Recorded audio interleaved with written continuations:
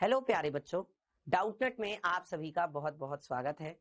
मेरा नाम है अमित वर्मा और अब हम पढ़ने जा रहे हैं अपना जो चैप्टर है संख्या पद्धति, इसका अगला अध्याय। और बच्चों चलिए देखते हैं कि इस अध्याय में हमें क्या पढ़ना है और अब तक हम लोग क्या पढ़ चुके हैं। तो इसमें बच्चों हमने संख्या पद्धति का परिचय देख लिया है, फिर दो परिमेय संख्याओं के बीच में n परिमेय संख्याएं ज्ञात करना, अपरिमेय संख्याओं के बारे में भी हम लोग पढ़ चुके हैं।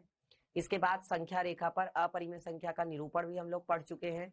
वास्तविक संख्या और उनके दशमलव प्रसार भी हम लोग पढ़ चुके हैं। अब हम उत्तरोत्तर आवर्धन पराक्रम के उपयोग के द्वारा वास्तविक संख्याओं के निरूपण को देखेंगे। इसके बाद वास्तविक संख्याओं पर संक्रियाएं करेंगे और उसके बाद वास्तविक संख्याओं के लिए घातांक नियम पढ़ेंगे। ठीक है, तो बच्चों आज की क्लास में हम लोग क्या पढ़ने वाले हैं? आज की क्लास में हम एनसीईआरटी प्रश्नावली 1.3 के सवालों को हल करेंगे जो कुछ रह गए थे, और उत्तरोत्तर आवर्धन पराक्रम के उपयोग द्वारा वास्तविक संख्याओं के निरूपण को देखेंगे। ठीक है, चलिए तो बच्चों सबसे पहले पूर्व कक्षा का दोहरान कर लेते हैं। इससे पिछली क्लास में हमने वास्तविक संख्याओं का जो दशमलव प्रसार होता है उसके बारे में पढ़ा था। तो बेटा वास्तविक संख्याओं का जो दशमलव प्रसार होता है वो कैसा कैसा होता है? देखो, दो तरह की संख्याएं होती है, एक परिमेय संख्याएं, एक अपरिमेय संख्याएं। वास्तविक संख्याओं में दो ही संख्याएं आती हैं। परिमेय संख्याओं का जो दशमलव प्रसार होता है, ठीक है, तो परिमेय संख्याओं का दशमलव प्रसार कैसा होता है? परिमेय संख्याओं का दशमलव प्रसार अशांत आवर्ती वाला होता है, या तो अशांत आवर्ती वाला होता है या फिर कैसा होता है? शांत होता है। दो तरीके का होता है, या तो शांत या फिर अशांत आवर्ती का। और जो अपरिमेय संख्या होती है, तो बच्चों अपरिमेय संख्या का दशमलव प्रसार कैसा होता है? अपरिमेय संख्या का दशमलव प्रसार होता है अशांत अनावर्ती का। अशांत होता है और अनावर्ती वाला होता है। अशांत अनावर्ती वाला, ठीक है। और इस पर हमने P/Q के रूप में बदलने वाली जो संख्याएं होती हैं उनको हमने देखा था। जैसे अगर 0.4 बार है तो इसको हम कैसे बदलेंगे? हम इसको पहले x मान लेंगे, ठीक है। फिर हम क्या करते हैं, क्योंकि एक अंक के ऊपर बार लगा हुआ है तो फिर हम 10 से गुणा करते हैं। 10 गुणा x बराबर 10 गुणा में 0.4। अब देखो 4 के ऊपर बार लगा है ना, तो इसका मतलब 4 जो है वो बार बार आता जाएगा और पता नहीं कहां तक। ठीक है, फिर क्या हो जाता है? ये 10x बराबर 10 की जब इधर गुणा होगी तो दशमलव एक अंक आगे खिसकेगा, 4.4444 ये आता जाएगा। फिर क्या करते हैं, इसमें से इसे घटा देते हैं। तो 10x में से जब x घटाओगे तो कितना आ जाएगा? यहां से आएगा बेटा 4.0000 डैश डैश डैश। इसका मतलब बेटा यहां से 10 में से 1 जाएगा तो 9x बराबर कितना आएगा? 4। तो बच्चों फिर x बराबर कितना आ जाएगा? यहां से फिर x बराबर आ जाएगा 4/9। x बराबर कितना आएगा बच्चों? 4/9 आ जाएगा। ठीक है, तो ये है आपकी वो परिमेय संख्या। क्लियर? इस तरीके से करते हैं हम लोग। चलिए अब इसके बाद बच्चों एक यहाँ पर क्वेश्चन है, इसको देखते हैं इसमें क्या कहा जा रहा है। ये आपकी एनसीईआरटी प्रश्नावली का ही सवाल है। इसमें कह रहे हैं कि P/Q के रूप में की परिमेय संख्याओं के अनेक उदाहरण लीजिए। जो P/Q के रूप की संख्याएं उनके अनेक उदाहरण लीजिए और जिनका एक के अतिरिक्त अन्य कोई उभयनिष्ठ गुणनखंड नहीं है और जिसका शांत दशमलव निरूपण यानी कि शांत दशमलव प्रसार है। क्या आप यह अनुमान लगा सकते हैं कि कौन सा गुण अवश्य संतुष्ट करना चाहिए? तो बच्चों देखो यहां पर क्या है, उन्होंने बोला है कि P और Q क्या है? पूर्णांक है और जिनका एक के अतिरिक्त अन्य कोई उभयनिष्ठ गुणनखंड नहीं होना चाहिए। तो कई हमें ऐसे उदाहरण लेने हैं। ठीक है, तो बच्चों आप ऐसे उदाहरण ले सकते हैं, जैसे मान लीजिए कि मैंने एक तो ले लिया 4/5, ठीक है, 4/5 हो गया। और दूसरा मैंने ले लिया 6/7, ठीक है, या 6/7 भी मत लो, इसको आप ले लो, देखो तो इसको आप ले लीजिए 23/7। ठीक है, ये दोनों क्या है बच्चों? ये दोनों परिमेय संख्याएं हैं। अब इनका अगर आप गुणनखंड देखें तो भाई 4/5 को आप क्या लिख सकते हो, 4/5 को आप ऐसे लिख सकते हो 4/5 गुणा 1, और 23/7 को कैसे लिख सकते हो 23/7 गुणा 1। फिर 4 को आप ज्यादा ज्यादा क्या लिख सकते हो 2 गुणा 2, 2 गुणा 2 बटे में 5 और गुणा 1। लेकिन इसको तो हम कुछ और लिख ही नहीं सकते, 23/7 गुणा 1। तो इनका उभयनिष्ठ जो गुणनखंड है वो क्या आ रहा है, इनका उभयनिष्ठ गुणनखंड आ रहा है बच्चों 1। दोनों में इनका उभयनिष्ठ गुणनखंड क्या आ रहा है 1 आ रहा है। ठीक है, ऐसे ही आप कोई और संख्या भी ले सकते हो। ठीक है, जैसे हमने ले लिया मान लो 7/9 और 5 में कितना 5/2 ले लेते। अब जरा इनका बच्चों उभयनिष्ठ गुणनखंड निकालो, बताओ कैसे करोगे। देखो 7 को तो 7 ही लिखोगे, 9 को क्या लिख सकते हो 3 गुणा 3, ठीक है, और 5 तो है ही है, 2 भी है ही है। अब देखो इसको ज्यादा से ज्यादा क्या लिख सकते हो 7/3 गुणा 3 और गुणा में 1, यही तो लिख सकते हो ज्यादा से ज्यादा। 5/2 को क्या लिख सकते हो 5/2 गुणा में 1। तो इसका मतलब जो उभयनिष्ठ गुणनखंड आ रहा है वो क्या आ रहा है बेटा, यहाँ पर उभयनिष्ठ गुणनखंड आ रहा है 1। इसके अलावा और तो कुछ भी नहीं है। यही तो उन्होंने कहा था कि उभयनिष्ठ गुणनखंड क्या होना चाहिए, केवल 1 होना चाहिए, इसके अतिरिक्त कोई और नहीं होना चाहिए, और जिसका दशमलव प्रसार जो है वो शांत होना चाहिए। अब इनका दशमलव प्रसार देख लेते हैं कि शांत है या नहीं। ठीक है, तो देखो जैसे अगर 5 से किसको भाग दोगे 4 को, तो आपने दशमलव लगाया 0 बढ़ाई, तो 5 अट्ठे कितना हो गया 40, खत्म। ठीक है, ये तो सही है। 23 और 7 का देखो, तो बेटा अगर 7 से 23 को भाग दोगे तो कितना आएगा 7 तिया 21, कितना बच गया 2, दशमलव लगाया 0 बढ़ाई, 7 दूनी 14, कितना बच गया 6। ठीक है, और फिर क्या किया बच्चों, इसके बाद दशमलव लगा हुआ है 0 बढ़ा देंगे, तो 7 पंजे कितना हो जाएगा 7 अट्ठे कितना होता है 56, तो यहां से कितना आएगा फिर 4। ठीक है, 7 अट्ठे 56, 4 आ जाएगा।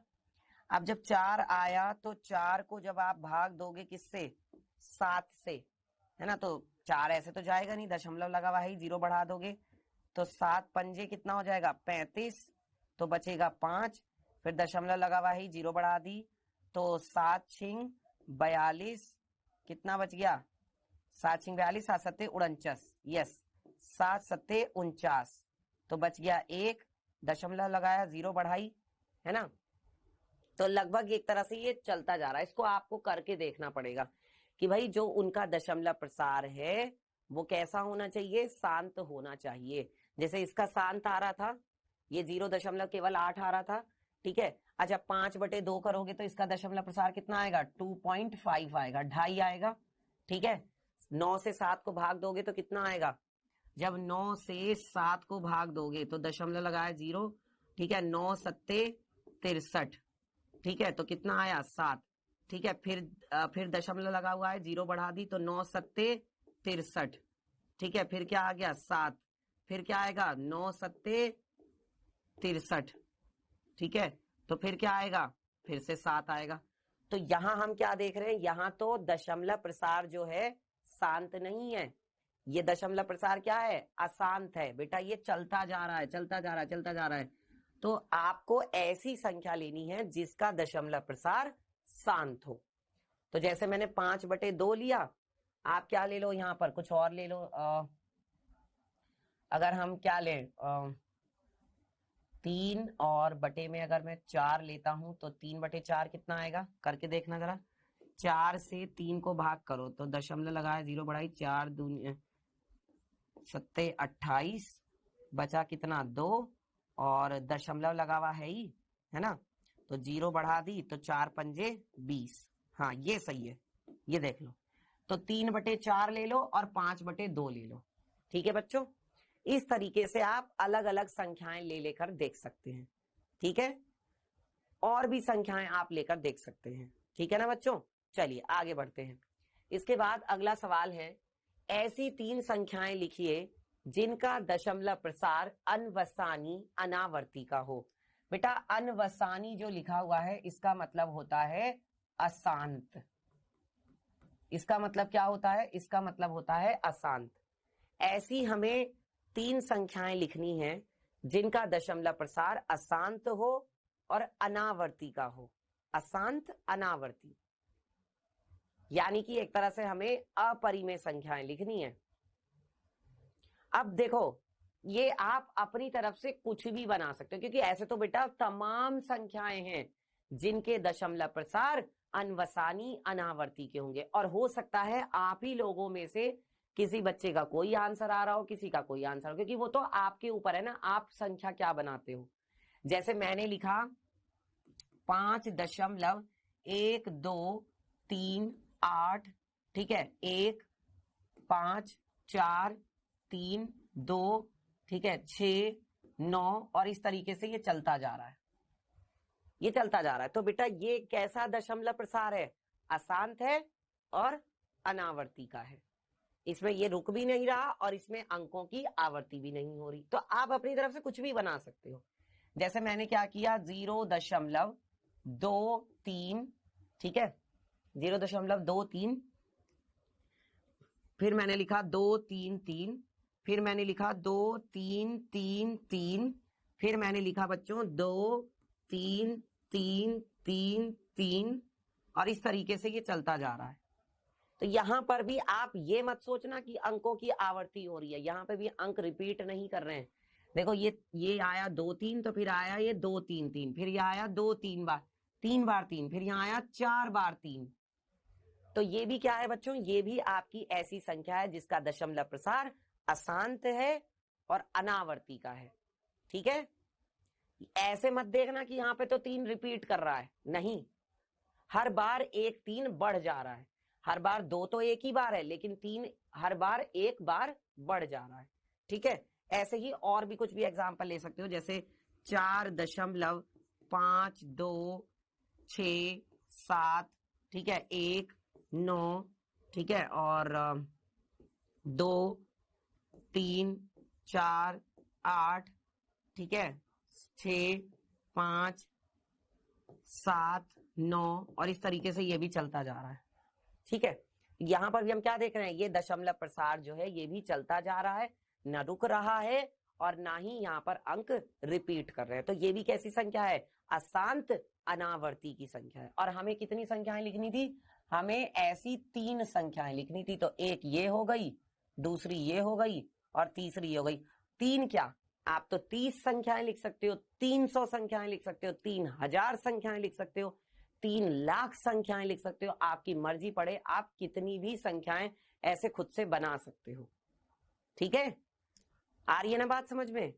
क्योंकि बच्चों अपरिमेय संख्याएं भी तो अनगिनत हैं, अनगिनत अपरिमेय संख्याएं हैं। ये सारी संख्याएं अपरिमेय संख्याएं हैं, क्योंकि इनके दशमलव प्रसार अशांत है, अनावर्ती के, जिसको हम अनवसानी अनावर्ती भी कहते हैं। क्लियर? चलिए आगे बढ़ते हैं बच्चों। इसके बाद क्या है? परिमेय संख्याओं 5/7 और 9/11 के बीच की 3 अलग अलग कौन सी संख्याएं लिखनी है? अपरिमेय संख्याएं लिखनी है। इनके बीच में ही लिखनी है और अपरिमेय संख्याएं होनी चाहिए। बेटा अब की बार जो आपको दोनों संख्याएं दी है ना, ये 5/7 और 9/11, ये दोनों तो परिमेय संख्याएं हैं, लेकिन इनके बीच में जो संख्या आपसे पूछी जा रही है वो आपसे पूछी जा रही है अपरिमेय संख्या, परिमेय संख्या नहीं पूछी जा रही है। तो कैसे करोगे, क्या करोगे बताओ, कैसे निकाल सकते हो? सोचो जरा, कैसे निकाल सकते हो बच्चों, बताओ। तो बेटा जी इसका तरीका ये है, सबसे पहले इनको भाग करके देखो। सबसे पहले हमने क्या किया, 5 से 7 को भाग दिया, तो दशमलव लगाया, 0 बढ़ गई। ठीक है, अब वैसे 5 से, अच्छा 7 से 5 को भाग देना है, सॉरी, यस, 7 से 5 को भाग देना है। ठीक है, 7 से हमने 5 को भाग दिया, तो हमने दशमलव लगाया, 0 बढ़ गई। ठीक है, फिर क्या होगा बच्चों, देखो 7 सत्ते कितना होता है, 49, बचा कितना, 1, फिर क्या आया, दशमलव लगाया, 0 बढ़ गई, 7 एकम 7, कितना बच गया, 3, दशमलव लगाया, 0 बढ़ गई। ठीक है, तो 7 चौक कितना होता है, 7 चौक होता है 28, ठीक है। फिर क्या आया, 2 आ गया, दशमलव लगाया, 0 बढ़ गई, 7 दूनी 14, तो कितना आया, यहां से आ गया 6, दशमलव लगाया, 0 बढ़ा दी, 7 7 अट्ठे 56, कितना बच गया, 4 बच गया, दशमलव लगाया, 0 बढ़ा दी। फिर आएगा क्या, 7 पंजे 35, तो यहां से क्या आ गया, 5 आ गया, क्या आ गया बच्चों, 5। अब 5 आ गया है ना, तो फिर से 5 ही आ गया, फिर से 5 आ गया ना, दशमलव लगा हुआ है, 0 बढ़ जाएगी, यानी फिर से क्या आएगा, फिर से 7 सत्ते 49 आएगा, मतलब अब फिर से वही अंक आने लगेंगे। तो बच्चों 5/7 का मतलब है कौन कौन से अंक आएंगे, 0.71428 और फिर से यही आएगा 71428 और फिर से यही आएगा 71428 और फिर से यही आएगा 71428 और ये चलता जाएगा। तो इसका दशमलव प्रसार तो ये आ गया। अच्छा, अब हमें देखना है 9/11 को, तो अब क्या करो, 11 से 9 को भाग दो, बताओ क्या आएगा, तो 11 से 9 भाग जाएगा नहीं, 0 लगेगी, 11 अट्ठे 88, कितना आ गया, 2, ठीक है, दशमलव लगा है, 0 बढ़ा दी, तो 11 एकम 11, कितना बच गया, 9 बच गया, 20 में से 11 घटाएंगे कितना बचेगा, 9। फिर से हमने क्या लगाया, दशमलव लगाया, 0 बढ़ा दी, तो फिर से 11 अट्ठे 88, तो फिर क्या बचेगा, 2। फिर क्या आएगा बच्चे, यहाँ पे 0 बढ़ जाएगी, तो 11 एकम 11, तो फिर से क्या आएगा, 9, तो यही आता जाएगा। इसका मतलब जो बेटा आपका 9/11 है, इसको आप लिख सकते हो 0.818181 और ये चलता जाएगा, है ना। अब हमें ऐसी संख्याएं लिखनी है जो इन दोनों के बीच में होनी चाहिए, और कितनी, 3 अलग अलग, और कैसी होनी चाहिए, अपरिमेय होनी चाहिए। तो बेटा अपरिमेय संख्याओं का दशमलव प्रसार कैसा होता है, अशांत होता है। हालांकि इन दोनों का भी दशमलव प्रसार अशांत है, लेकिन अपरिमेय संख्याओं का दशमलव प्रसार अनावर्ती वाला होता है, उसमें अंक रिपीट नहीं करते, और यहां पर तो अंक रिपीट कर रहे हैं, वैसे भी ये तो परिमेय संख्याएं तो करेंगे ही, जाहिर सी बात है, ठीक है। तो अब देखो मैं संख्याएं बनाने जा रहा हूं एक तरह से खुद से, और आपकी जो संख्या है वो इन दोनों के बीच में होनी चाहिए। तो देखो बेटा मैंने क्या लिखा, 0.7142, यही है ना, तो मैंने क्या ले लिया, 0.72 ले लिया। अब जो 0.72 होगी, 71 था ना ये, तो जो 0.72 है वो इन दोनों के बीच में ही तो होगी। अब ये तो क्या है, इसको मुझे क्या बनाना है, अशांत बनाना है, अनावर्ती का बनाना है। अब कुछ भी अंक लिख दो, 1 2, ठीक है, 3 4 5 6 और फिर से 2, फिर से 6 5 4 3 8 9 1 7 और इस तरीके से इसको दिखा दो। ये आपकी एक संख्या हो गई। कितनी लिखनी है, 3 लिखनी है अलग अलग।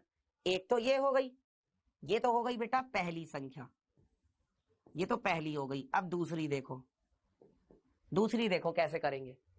अभी क्या है, इन्हीं दोनों के बीच में लिखनी है, तो एक मैंने ले ली 0.73, 0.73 वाली जो संख्या है वो इन दोनों के बीच में ही तो होगी। अच्छा, अब इसको मैं क्या लिख सकता हूं, इसको मैं लिख सकता हूं 7 3, तो 1 2 5 4 3 8, जो मेरे मन में आ रहा है मैं लिखता जा रहा हूं, ठीक है।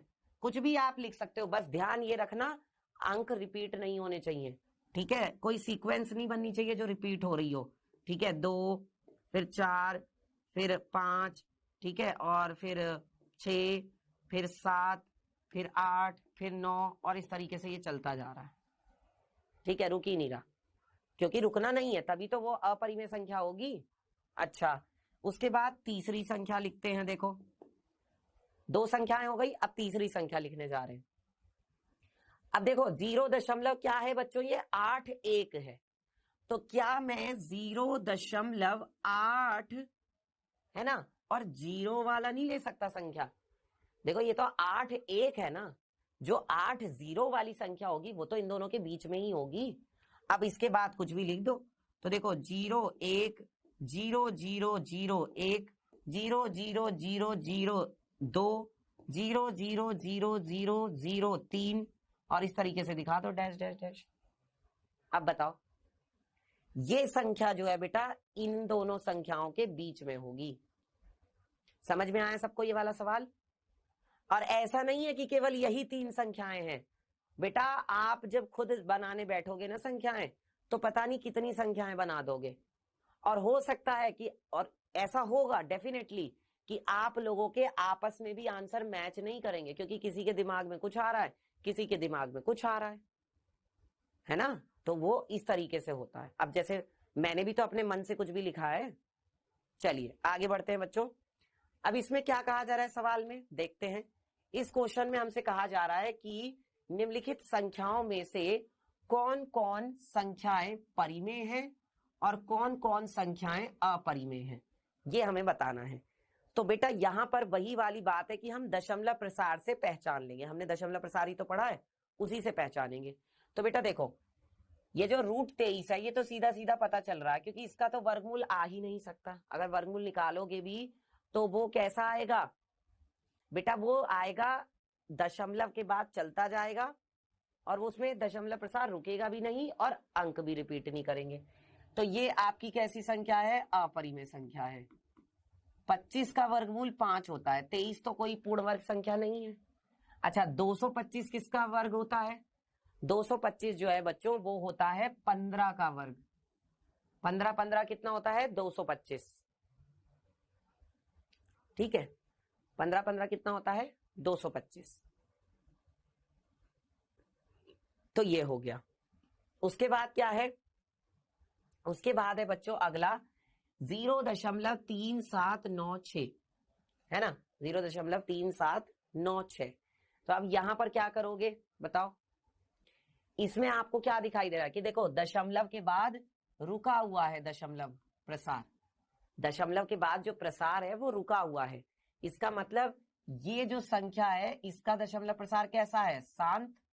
और जिन संख्याओं का दशमलव प्रसार शांत होता है वो परिमेय संख्याएं होती हैं। ये कैसी संख्या हो जाएगी, परिमेय संख्या हो जाएगी। चलिए अब बेटा ये वाली संख्या भी कैसी है, चूंकि ये 15 है तो इसका मतलब ये परिमेय संख्या है, ये भी आपकी परिमेय संख्या है, ठीक है। अब आते हैं इस पर। बेटा देखो ये देखो यहां पर क्या आ रहा है 4 7 8, फिर क्या आ रहा है 4 7 8।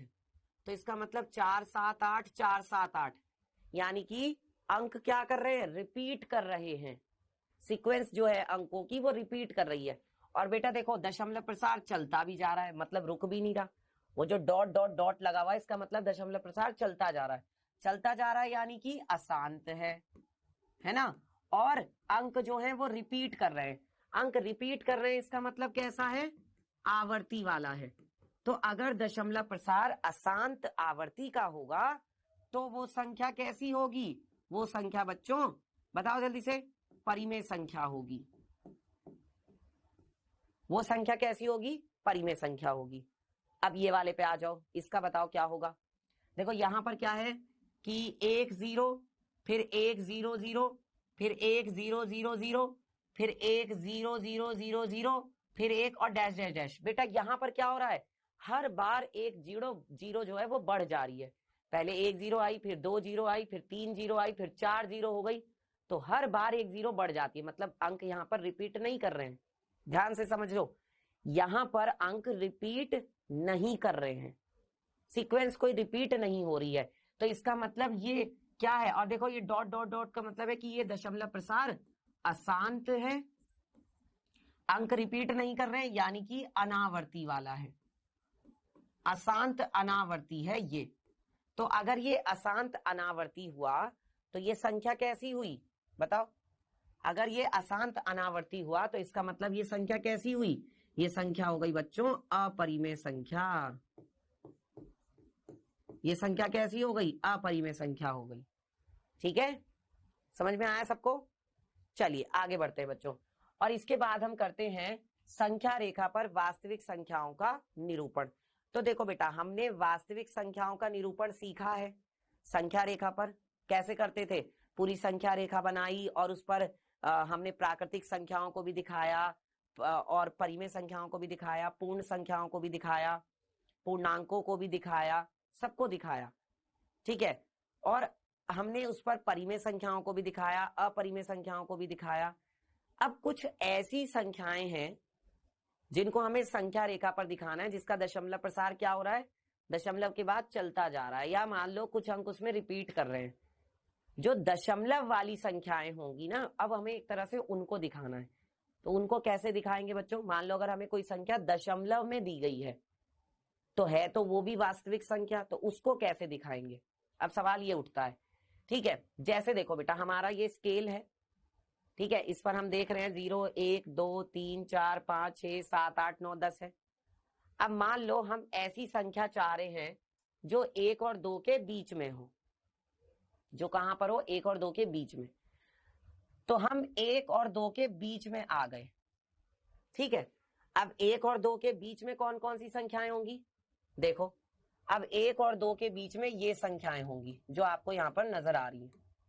ध्यान से देखो, 1.0 ये रहा, 1.0 का मतलब है 1, और बेटा 2.0 का मतलब क्या है? 2.0 का मतलब है 2, है ना, और 1.0 का मतलब है 1। तो 1 के और 2 के बीच में हमने देखा कि 1.1, 1.2, 1.3, 1.4, 1.5, 1.6, 1.7, 1.8, 1.9, ये सब हैं। और 1 और 2 के बिल्कुल बीच में कौन होगी? 1 और 2 के बिल्कुल बीचों बीच में 1.5 होगी। होगी कि नहीं होगी? 1 और 2 के बिल्कुल बीच में क्या होगी? 1.5, ठीक है। अब हम क्या करना चाह रहे हैं बच्चों? देखो, अब हम यहां पर 1.4 और 1.5 के बीच में कोई संख्या देखना चाह रहे हैं। तो ये हम कैसे देखते हैं बच्चों? मैग्नीफाइंग ग्लास से। जो मैग्नीफाइंग ग्लास होता है ना, जिसको हम ऐसे ऊपर करते जाते हैं तो वो हमें बड़ा दिखता जाता है, उससे हमें वस्तुएं जो है ना वो बड़ी दिखती जाती हैं। वही चीज है एक तरह से, उसी को हम क्या बोलते हैं? उत्तरोत्तर आवर्धन पराक्रम। उत्तरोत्तर आवर्धन बोलते हैं बच्चों उसको हम, जो वो हम मैग्नीफाइंग ग्लास से देखते हैं चीजों को, ठीक है। तो वही हम करते जा रहे हैं, ऐसे हम देखते जा रहे हैं। तो हमने जब इन दोनों के बीच में देखा 1.4 और 1.5 के बीच में, तो देखो ये रहा हमारा 1.4 और ये रहा बेटा हमारा 1.5। इन दोनों के बीच में कौन सी होगी? 1.4 है ना, तो 4 के बाद देखो, 4 के बाद 1 आया, फिर 2 आया, फिर 3 आया, फिर 4 आया, फिर 5 आया, फिर 6 आया, फिर 7 आया, फिर 8 आया, फिर 9 आया, ठीक है। अब हम क्या चाह रहे हैं? अब हम इन दोनों के बीच में संख्याओं को देखना चाह रहे हैं। किनके बीच में? 1.44 और 1.45, ठीक है। तो इनके बीच में देखते हैं कैसे होंगी संख्याएं। अब देखो, हम किसके बीच में देखना चाह रहे हैं? 1 किसके बीच में? हम देखना चाह रहे हैं 1.4, हाँ, 1.44 और 1.45 के बीच में, ठीक है। तो देखो कहां पर है 1.41 और ये रहा आपका 1.412, है ना। तो देखो जरा, 1.411, 1.412, 1.41 और 1.42, है ना। इन दोनों के बीच में क्या होगा? 1.411, 1.412, 413, 414, 415, 416, 417, 418, 419, ठीक है। अब ये रही हमारी 1.414। बेटा 1.414, इसका आप मान ऐसा समझ सकते हो कि शायद ये वर्गमूल 2 का मान है। हालांकि वर्गमूल 2 का मान ये नहीं होता, है ना, लगभग में मान सकते हैं, ठीक है, इसी के आसपास होता है। अब हम क्या करना चाह रहे हैं? तो इस तरीके से बच्चों हम लोग देखते हैं उत्तरोत्तर आवर्धन पराक्रम से। अब जैसे यहां पर क्या कहा जा रहा है? संख्या रेखा पर 5 दशमलव स्थानों तक, अर्थात 5.377777 तक 5.37 बार का निरूपण देखिए। देखो इसका निरूपण संख्या रेखा पर कहां तक? 5 दशमलव स्थानों तक, 1 2 3 4 5। और देखो बेटा इसमें 7 रिपीट कर रहा था, 7 बार बार आ रहा था, तो हमने 7 के ऊपर क्या लगा दिया, बार लगा दिया, क्योंकि वो बार बार आ रहा था। ठीक है, अब देखते हैं कहाँ कैसे करेंगे इसको। तो बच्चों देखो, सबसे पहले हमने अपनी जो स्केल है, जो हमारी संख्या रेखा है, वो देख लिया। ठीक है, तो संख्या रेखा पर 1 से लेकर 10 तक संख्या ले ली। अब हमारी जो संख्या है वो है 5 के बाद, 5 के बाद है ना, तो कहां पर होगी, 5 और 6 के बीच में होगी ना। हमारी संख्या जो है 5.377 है, तो इसका मतलब हमारी संख्या 5 और 6 के कहां होगी, बीच में होगी। देखो यहाँ 5 और 6 के बीच में होगी। इसके बाद क्या होगा बच्चे, अब देखो मैंने क्या ले लिया, मैंने 5 ले लिया और मैंने देखो 6 ले लिया, और 5 और 6 के बीच में हमने क्या लिया, 5.1, 5.2, 5.3, 5.4, 5.5, 5.6, 5.7, 5.8, 5.9। हमारी जो संख्या है वो क्या है, हमारी संख्या है 5.3777। ठीक है, तो अभी हम कहां तक चले हैं, अभी हम यहां तक चल चुके हैं, 5.3 तक। कहां है 5.3, देखो ये रहा 5.3। ठीक है, और फिर क्या है 5.777 है ना, तो ये कहां होगा, 5.3 और 5.4 इन दोनों के बीच में होगा। देख लो 5.3 और 5.4 के बीच में ही तो होगा ये। ठीक है ना, चलिए अब इसके बाद क्या है बच्चों, आगे बढ़ते हैं। जब हम आगे बढ़े तो हमारी संख्या क्या थी, देखो हमारी संख्या थी बच्चे 5.3777। तो हम कहां तक आ चुके थे, हम यहां से यहां तक आ चुके थे। अब हम एक अंक और आगे बढ़ेंगे, तो अब हम 7 तक आएंगे। तो देखो हमने 5.3 लिया और हमने 5.4 लिया। अब इनके बीच में देखो 3 के बाद क्या आएगा, 5.31, 5.32, 5.33, 5.34, 5.35, 5.36, 5.37, यहां आ गए। देखो मैच कर गया, 5.37 यहां पर आ रहा है, और उसके बाद क्या आ रहा है, फिर से 7 आ रहा है। तो मतलब इन्हीं दोनों संख्याओं के बीच में होगी हमारी संख्या, यहां पे होगी हमारी संख्या। ठीक है, अब इन दोनों के बीच में हम संख्याएं देखते हैं। अब हम क्या करेंगे, अब हम इन दोनों के बीच में देखेंगे, 5.37, 5.38। ठीक है, तो हमने क्या किया, हमने 5.37 ले लिया और हमने 5.38 ले लिया, और हमारी संख्या क्या थी, हमारी संख्या है 5.37। तो देखो ये यहां तक हम आ चुके थे, अब एक अंक और आगे बढ़ेंगे।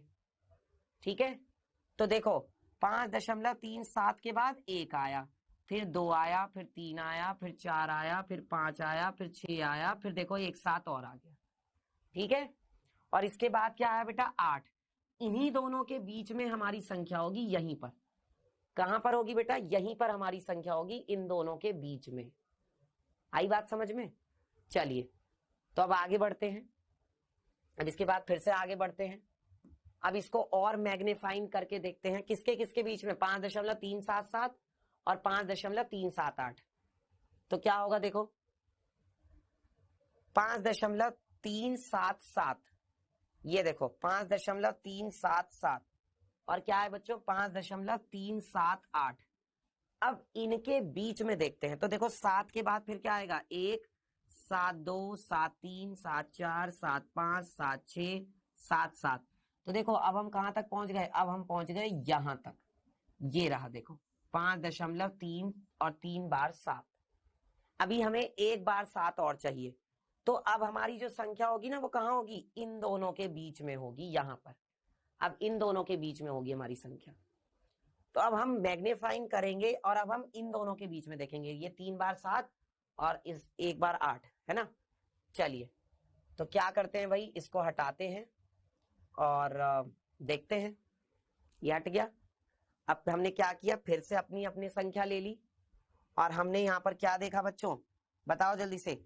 ये देखो 5.3, 3 बार 7, और ये रहा हमारे पास 5.378। ठीक है, इनके बीच में पहले क्या आएगा, 7, 1, 7, 2, 7, 3, 4, फिर 5, फिर 6 और फिर क्या आएगा बेटा, ये देखो 7 आ गया।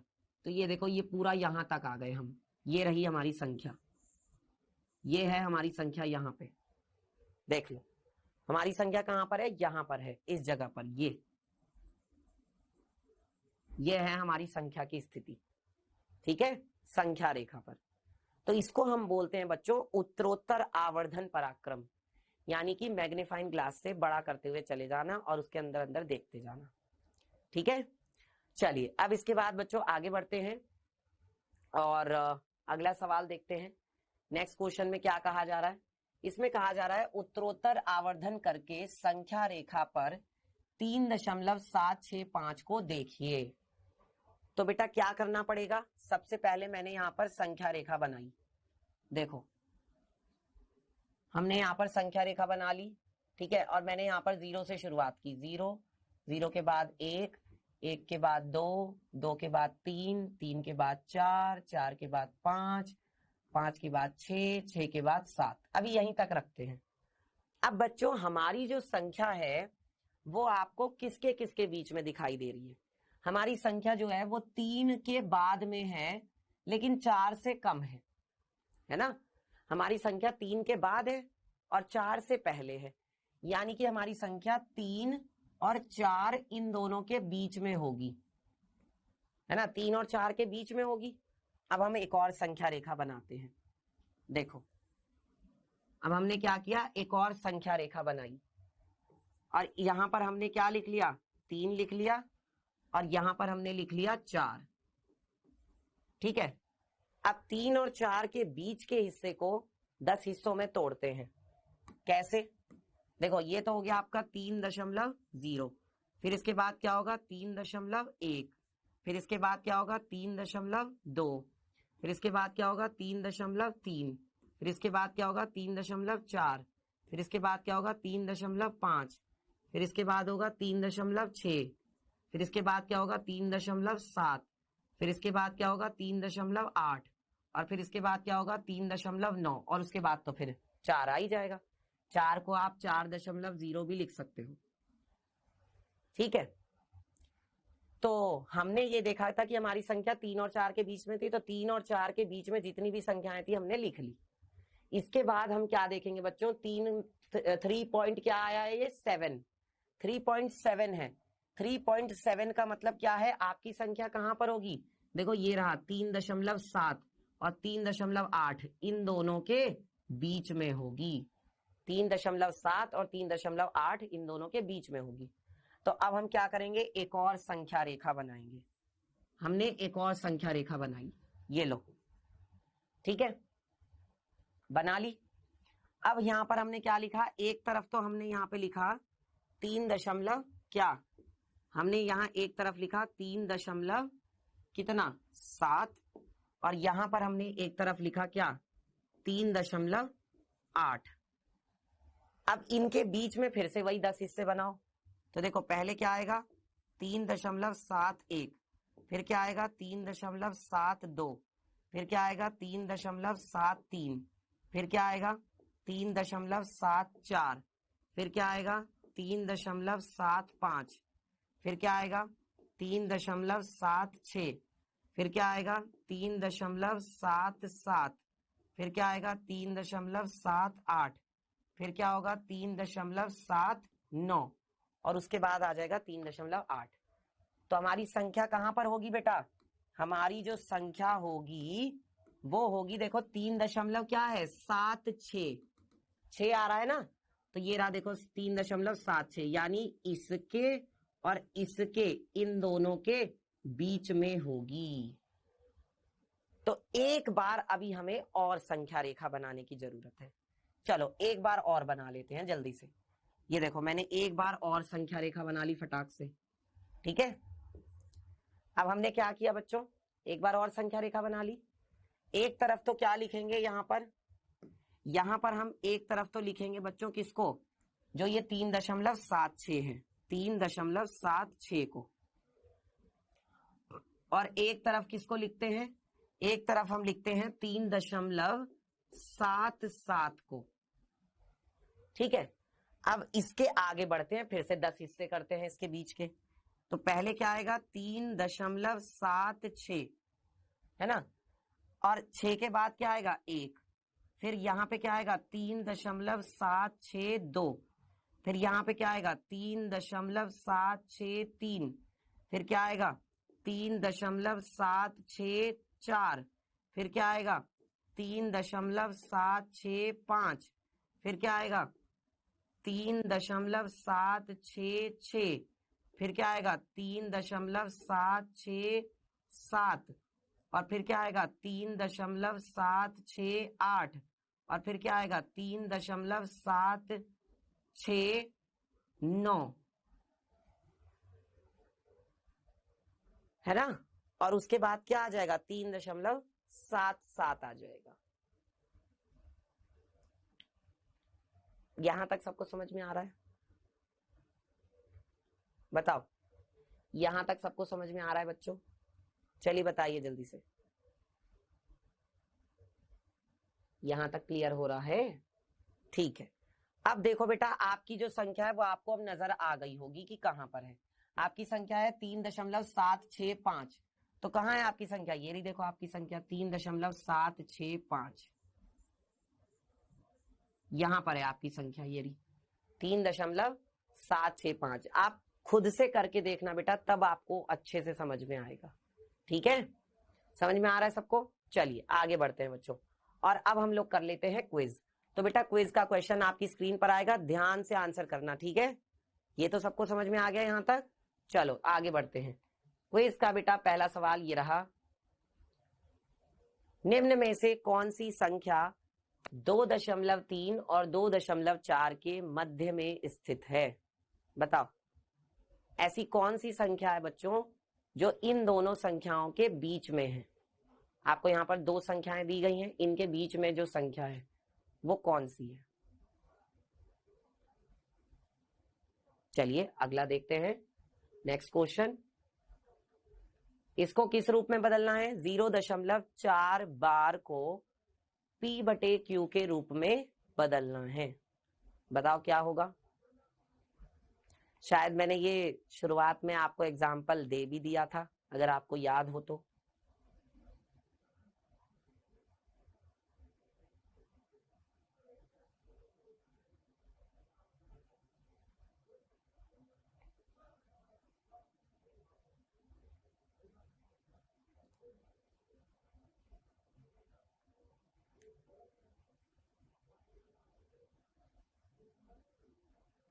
चलिए डिस्कस कर लें बच्चों, बताइए, डिस्कस कर लिया जाए? चलो डिस्कस कर लेते हैं। तो बेटा देखो, पहला सवाल क्या था? फर्स्ट क्वेश्चन था 0.4, निम्न में से कौन सी संख्या 2.3 और 2.4 के मध्य में स्थित है? मध्य का मतलब है बीच में। तो बेटा बीच में कौन सी है? 2.3, और उसके बाद क्या होगा? देखो ये तो 0.2, ये तो होगी नहीं, ये 0.22, ये भी नहीं होगी, ये 2.4 है। तो भैया 2.4 के बाद 1 भी आ रहा है, और यहां पर क्या है? 2.4 का मतलब है 2.40, है ना, तो यानी कि ये भी नहीं होगी। और ये क्या है? देखो 2.3445, तो ये क्या होगी? ये इन दोनों के बीच में होगी, यानी आपका पहला विकल्प बिल्कुल सही है। ठीक है, चलिए अगला सवाल देखते हैं। क्वेश्चन नंबर 2 में कहा है 0.4 बार, तो सबसे पहले x मान लेते हैं, किसको? 0.4444, है ना, यानी कि इसको हमने मान लिया 0.4 बार।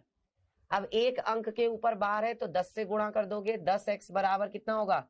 जब यहां 10 से गुणा करोगे तो एक अंक आगे खिसकेगा, यानी 4.4444 ये आ जाएगा, है ना। तो बेटा 10 में से 1 घटाएंगे तो कितना आएगा? 9x, इसमें से इसे घटाना है, ठीक है, और इसमें से इसे घटाओगे तो ये आएगा आपके पास 4.0000 डैश डैश डैश, करके देख लेना, ठीक है। तो बेटा x बराबर 9x बराबर कितना आ गया? 4, तो x बराबर कितना आ गया? 4/9। x बराबर कितना आ गया? 4/9, यानी कि आपका C विकल्प सही है। ठीक है, आज के लिए प्यारे बच्चों बस इतना ही, बाकी हम लोग पढ़ेंगे अगली क्लास में। तो आज हमने क्या सीखा? एक तो एनसीईआरटी प्रश्नावली 1.3 के सवाल, दूसरा, उत्तरोत्तर आवर्धन पराक्रम के उपयोग द्वारा वास्तविक संख्याओं को हमने संख्या रेखा पर देखा। ठीक है, आज का होमवर्क मैंने आपको ऐप पर दे दिया है, जाकर आप कर सकते हैं। और अगली क्लास में हम लोग सीखेंगे वास्तविक संख्याओं पर संक्रियाएं। तो मिलते हैं फिर आपसे अगली क्लास में, तब तक के लिए आप सभी बच्चों का बहुत बहुत धन्यवाद।